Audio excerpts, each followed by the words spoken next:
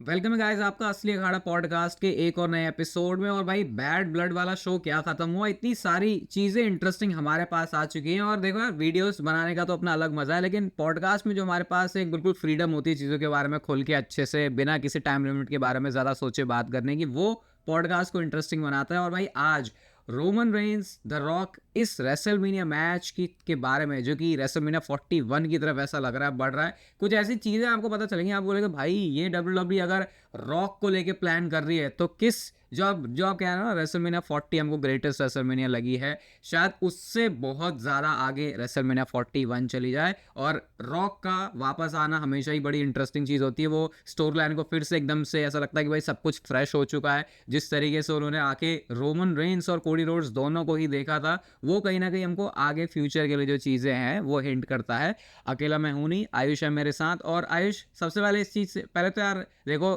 क्योंकि पॉडकास्ट अब कंसिस्टेंट आ रहे हैं तो जरा फॉलो रेट का भी देख लेना, क्योंकि अब जो आगे चीज़ें आपके लिए प्लान हो रही है, अगर आप यहाँ पे सपोर्ट करते हो तो भाई फिर वो और बेटर होगा हम लोगों के लिए भी। और जैसे मैं बोल ही रहा था कि रॉक आ चुके हैं वापस, तो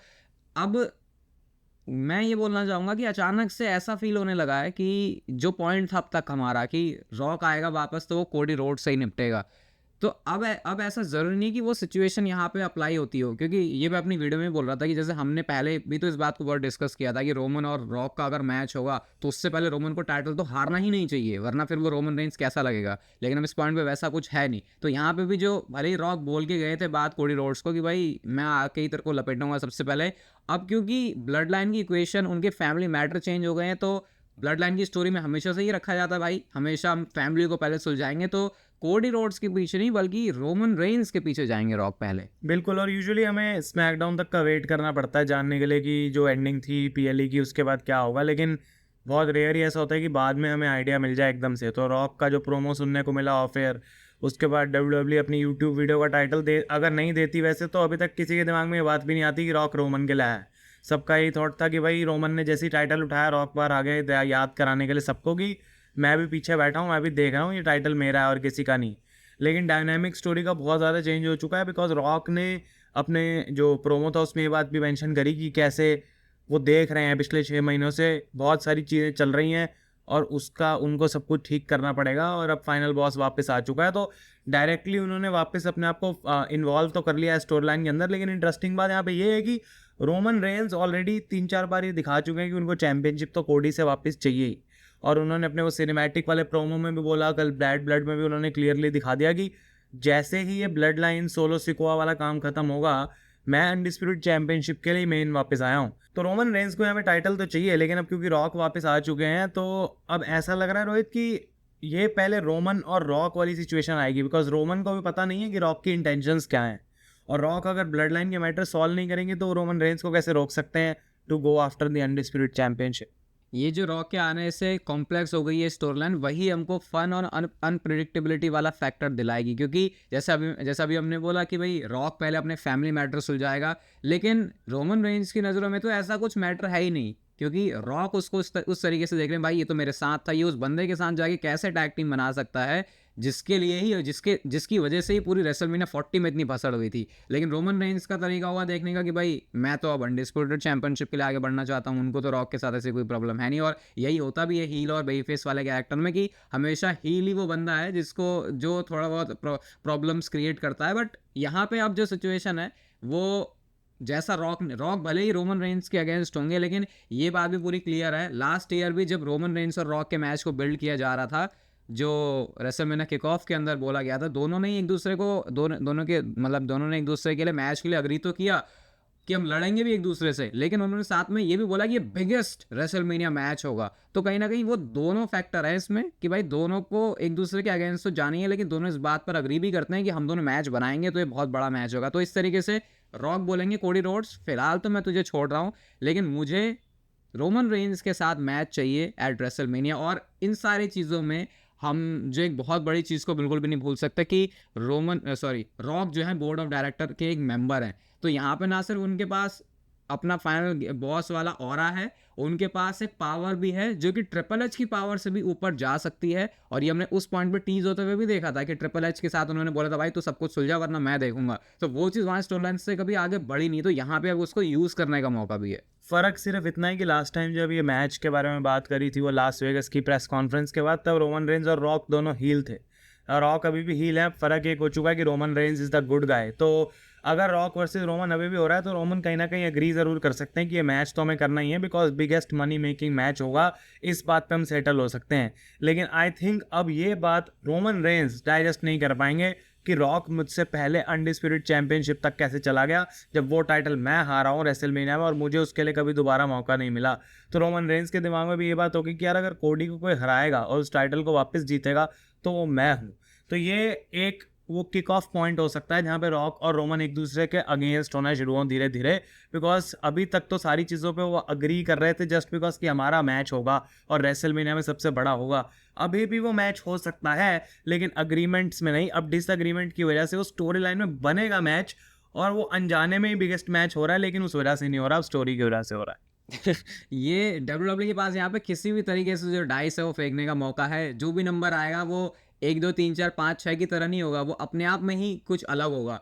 और जैसा कि हमने बात करी ये बिगेस्ट मैच है और रॉक की मैंने यहाँ पे जो पावर्स है उनके बारे में बात करी, तो रोमन रेंज का पॉइंट होगा भाई मुझे तो अनडिस्प्यूटेड चैंपियनशिप चाहिए। रॉक का पॉइंट है भाई उन्हें ब्लड लाइन के जो मैटर्स है वो सुलझाने हैं। तो ये हो सकता है बहुत सारे लोगों को सुनने में लगे भाई ये तो कुछ अलग ही फैंटेसी वर्ल्ड में आप जा रहे हो, लेकिन ये रियल वर्ल्ड की सिचुएशन डब्ल्यूडब्ल्यू बना सकती है। वो कैसे कि रोमन रेंज और रॉक का मैच एडवांस में हमको पता है कि रेसलमेनिया में होने वाला है, बट यहाँ पे इस मैच को और बड़ा बनाने के लिए रॉक चाहेंगे कि इस मैच के अंदर एक टाइटल भी इन्वॉल्व हो। ब्लड लाइन जो मैटर्स हैं वो शुरू ही वहाँ से हुए थे जब कोडी रोड्स ने ब्लड लाइन के अगेंस्ट बोला था। तो रॉक इस बात पे तो अग्री कर लेंगे कि जा भाई रोमन मैं तुझे एक मैच बना के देता हूँ जो कि ट्रिपल एच कभी भी बना के नहीं देगा। तो ये एक थोड़ा दोनों मतलब ये एक ऐसी जैसे हमने ट्राइबल कॉम्बैट वाली फाइट भी देखी थी जे उसो और रोमन रेंज की, वहाँ पे वो एक दूसरे के अगेंस्ट तो थे लेकिन वो ऐसा कुछ वो अपने फैमिली मैटर्स को सुलझाने पे प्रायोरिटी रख रहे थे, ना कि इस बात पे कि भाई तू बड़ा या फिर मैं बड़ा।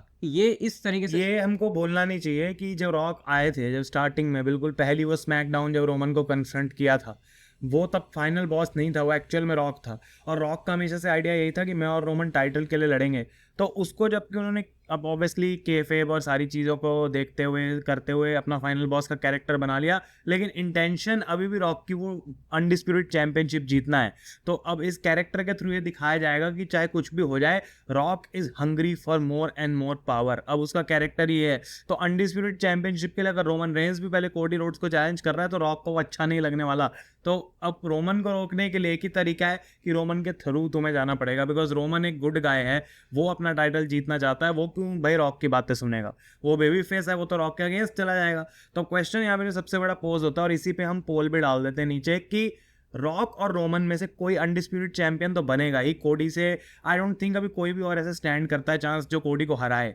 यानी कि अगर रॉक है या रोमन है तो ठीक है, तो यानी कि इन दोनों में से कोई एक चैंपियन पहले बनेगा। और इसी पर पोल है कि आप लोगों के हिसाब से पहले रोमन रेंज चैंपियनशिप जीतेंगे दोबारा या फिर रॉक अनडिस्प्यूटेड टाइटल को जीतेंगे। और रोहित, इससे ये इंटरेस्टिंग पॉइंट बनता है कि क्या अब ये डब्ल्यूडब्ल्यूई को टाइटल के अराउंड बनाना चाहिए और इससे एक और मैच आता है रॉक वर्सेस रोमन का, लेकिन before the undisputed championship match, यानी कि रोमन और रॉक को आपस में लड़कर डिसाइड करना पड़ेगा नॉन टाइटल मैच में पहले कि कौन कोडी रोड्स को फेस करेगा। उसके बाद कोडी रोड्स से शायद वो बंदा लड़के टाइटल जीत सकता है और फिर रोमन वर्सेस रॉक तुम दोबारा करो टाइटल के लिए।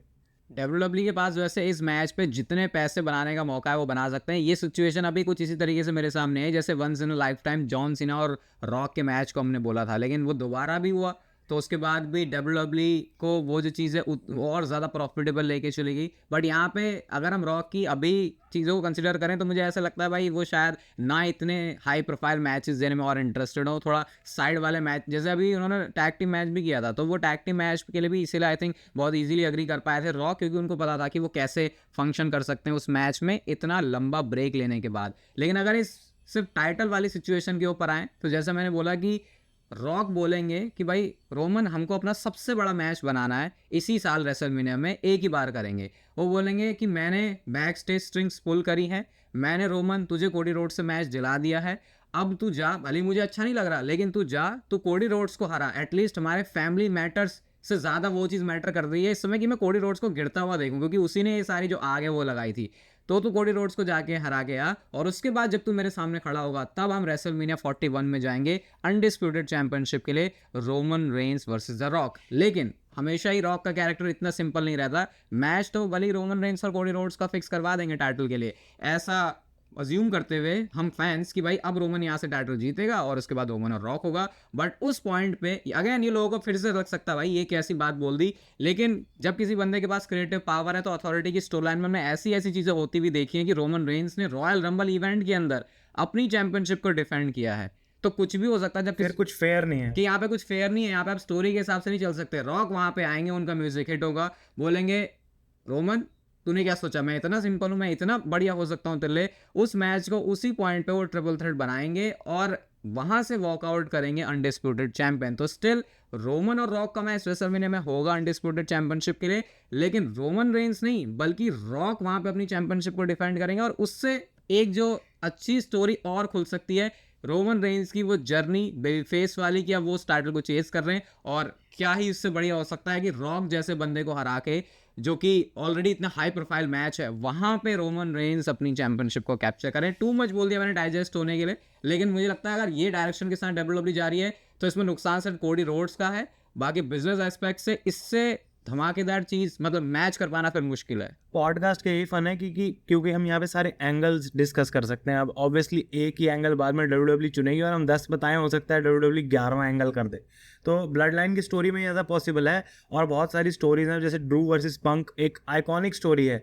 लेकिन उसकी एंडिंग हमको पता थी किस वे में किस फॉर्मेट में होने वाली है, और वही बेस्ट ऑप्शन था, वही डब्ल्यूडब्ल्यू ने करा। लेकिन ब्लड लाइन की स्टोरी में कोई बेस्ट वर्स्ट या फिर ऐसा कुछ नहीं है, जो भी वो करेंगे प्रॉब्ली आउटकम अच्छा ही उसका दिखेगा, स्टोरी लाइन बढ़िया बनेगी। और जैसे रोहित ने बोला कि रॉक ट्रिपल थ्रेट मैच बना दें, वहाँ पे भी मल्टीपल चीज़ें करी जा सकती हैं। मे भी उस time Paul Heyman Roman Reigns के कॉर्नर में है और वो टर्न कर जाते हैं, रोमन रेंस को कॉस्ट कर जाते हैं, जो कि रोमन एक ऐसी चीज़ है जो कि कभी एक्सपेक्ट नहीं करेंगे कि वाइज मैन मेरे अगेंस्ट ऐसे टर्न करेगा, और बाद में वाइज मैन आके बोलेगा कि भाई मैं तो रॉक के साथ ही था शुरू से, तू जब से टाइटल हारा है मेरे को तेरे से उम्मीद नहीं थी, तू वापस आके टाइटल को चेज नहीं कर रहा, तू सॉफ्ट हो गया था, तू कोडी को ढंग से चैलेंज नहीं कर पाया। इस बंदे का प्लान बिल्कुल सही है। कुछ भी रीज़न दिया जा सकता है कि क्यों आखिर पॉल हेमन रोमन रेंस के अगेंस्ट गए, और वो पॉइंट जब होगा तो रोमन रेंस को ये समझ आएगा व्हाट द हेल, मेरे कॉर्नर में मेरा वाइज मैन भी नहीं है, रॉक धीरे धीरे मेरे से सब कुछ छीन भी रहा है, और अब क्योंकि उसने मुझे मौका दिलवा दिया था फॉर द अनडिस्प्यूटेड चैंपियनशिप, लेकिन मैं यहाँ पे टाइटल नहीं जीता,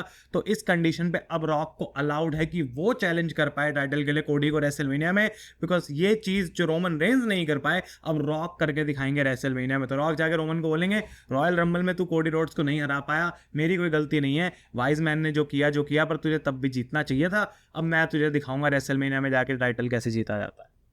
और इस वजह से होगा ये कि जो रॉक और कोडी रोड्स का मैच है, जिसको हम रेसलमेनिया का मैच मान रहे हैं, वो भी हो जाएगा, और रोमन रेंस की पूरी 1 साल की जर्नी चलेगी, जहाँ पे पूरा रोमन रेंस और रॉक ये वाली सिचुएशन स्टिल कंटिन्यू है। और उसके बाद जाके फिर क्योंकि कोडी रोड्स के पास वो टाइटल है, तो रेसलमेनिया जो इसके बाद वाली है रेसलमेनिया 42 में, वहाँ पे फिर ये Roman Reigns and the rock in fact अगर इसको अनडिस्प्यूटेड चैंपियनशिप को हॉस्टेज नहीं रखना, बिकॉज आई डोंट थिंक अगर रॉक जीत भी जाते हैं कोडी से रेसलमेनिया में तो आगे डिफेंड करेंगे, तो इसका रिवेंज पॉइंट थोड़ा सा ये दिखाया जा सकता है कि कुछ ना कुछ करके रोमन रॉक को कॉस्ट कर दें रेसलमेनिया में, तो वो एक रिवेंज तो खत्म हो जाएगा, लेकिन फिर इनकी हीट आपस में इतनी बढ़ जाएगी, और बाकी चीज़ें जो रॉक करेंगे उसके बाद फाइनल बॉस की तरह रोमन को तंग करने के लिए वो डेफिनेटली अगली रेसलमेनिया के लिए एक 1-on-1 मैच में लीड करेगा, और स्टोरी उस पॉइंट पे इतनी बढ़िया हो जाएगी कि टाइटल भी उसमें नहीं फंसा हुआ, और रॉक वर्सेस रोमन तुम रेसलमेनिया 42 में कर सकते हो एक 1-on-1 मैच, जो कि फिर ऑब्वियसली द बिगेस्ट मैच होगा in the history of wrestling. अभी इन सारी चीज़ों के बीच में देखो हमने कितनी सारी डिस्कशन की, अभी तक हमने यहाँ पे ऊला फाला वाली चीज़ को डिस्कस भी नहीं किया है, क्योंकि अब तक तो हमको लग रहा था वो जो कहानी है वो सारी रोमन रेंस की ट्राइबलशिप के स्टेटस को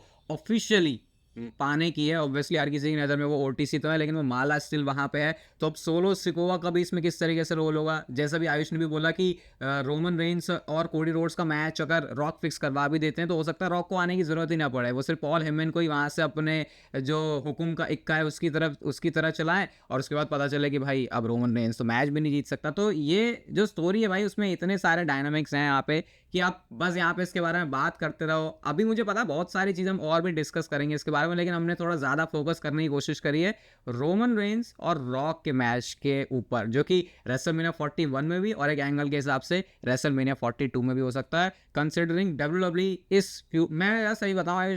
हो सकता है थोड़ा सा अटपटा भी लगे बोलने में, लेकिन 41 में देखने की मेरी एक्साइटमेंट तो है। लेकिन अगर वो 41 में हो गया तो मैं मिस ना करूं रेसलमेनिया 41 से 42 के बीच में, क्या ब्लड लाइन के बीच में उतनी इंटरेस्टिंग चीज़ें अभी भी हैं, क्योंकि अगर वो डोर उन्होंने ओपन रखा रोमन रेंस और रॉक के मैच को रेसलमेनिया 41 में भी ना करवाने का, तो फिर एक साल की पूरी टाइमलाइन अभी भी हमारे पास है, क्योंकि रॉक जितना इन्वॉल्व होंगे और ब्लड लाइन की ऐसे प्रॉब्लम जितनी रहेंगी उतना मज़ा आएगा स्टोरी को देखने में, क्योंकि गुड ब्लड लाइन तो आ चुकी है। एग्जैक्टली यही प्रॉब्लम भी है इस चीज़ की, बिकॉज रेसलमेनिया 40 के टाइम भी हम यही सोच रहे थे कि अब एक साल और मिल गया 41 तक, और अब 41 आ रही है तो एक साल और मिल गया 42 तक, फिर कुछ ऐसा हो जाएगा तो 43 में चला जाएगा। तो आई थिंक एक टाइमलाइन ज़रूर होनी चाहिए डब्ल्यूडब्ल्यूई के पास कि रॉक वर्सेस रोमन एक बार तो करो। हमने अभी बात करी कैसे उसको दोबारा करा जा सकता है, ऐसा नहीं कि एक बार कर दिया तो बस खत्म, मैच ही नहीं होगा अब दोबारा। तुम उसको मल्टीपल टाइम मैच भी बना सकते हो, लेकिन उसके पीछे फिर स्टोरी भी उतनी चाहिए। और आई थिंक कि फैंस अभी ज़रूर उसका वेट करते हैं, आधे साल रोते हैं भाई रोमन कहाँ है। तो वो चीज़ बार बार नहीं होनी चाहिए कि भाई 6-7 महीने गायब और फिर रेसलमेनिया का जब टाइम आने लगा 3-4 महीने पहले दोनों वापस आके स्टोरी एकदम से हिट कर दी और ये रहा तुम्हारा रेसलमेनिया का मेन इवेंट। बिकॉज वो एक साल हम बोल तो रहे हैं, लेकिन उस एक साल में आधे साल रॉक रोमन गायब रहेंगे फिर।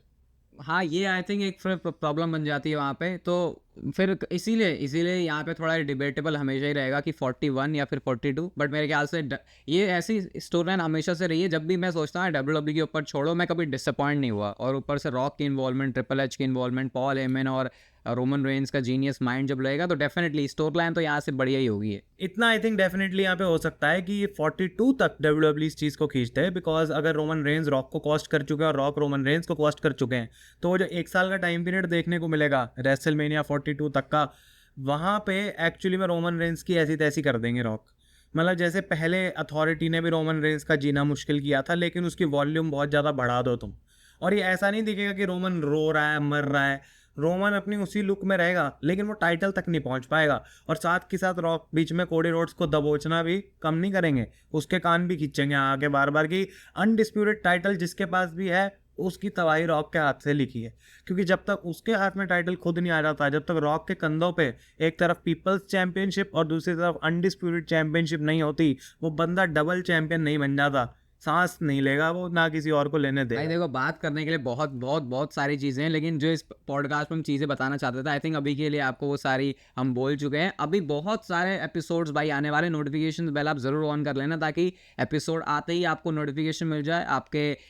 इतने सालों से स्पॉटिफाई पर सपोर्ट के लिए तो भाई थैंक यू। रैंकिंग्स में भी आप हमें लेके आते रहते हो। हम मिलेंगे आपसे बहुत जल्दी इसी रेसलमेनिया से ही रिलेटेड आई थिंक कोई एपिसोड होगा। Roman rock, Drew McIntyre, CM Punk, कितने सारे, गोल्डबर्ग, सब कुछ आपको मिलेगा स्पॉटिफाई पे। बस नोटिफिकेशंस आपके ऑन होने चाहिए। हम मिलेंगे आपसे असली अखाड़ा पॉडकास्ट के नेक्स्ट एपिसोड में, तब तक के लिए goodbye and take care.